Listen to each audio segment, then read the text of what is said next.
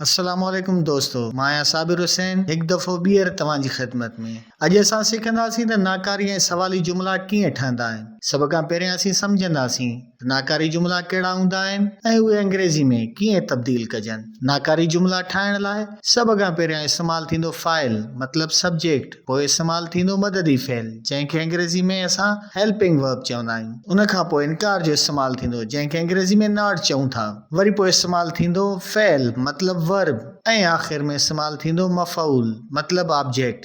Formation subject do या does not verb ऐं object.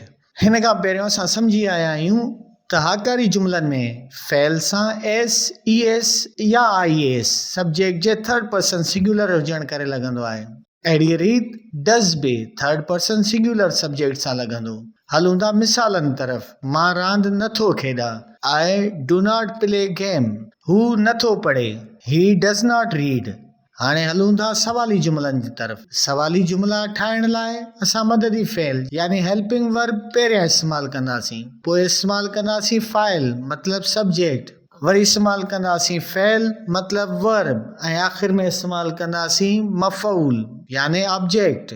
Formation helping verb यानी do ऐं डज़, सब्जेक्ट वर्ब ऐं ऑब्जेक्ट। मिसाल तौर छा हूअ मानी पचाए थी ऐं इंग्लिश में ट्रांसलेट कंदासीं डज़ शी कुक मील।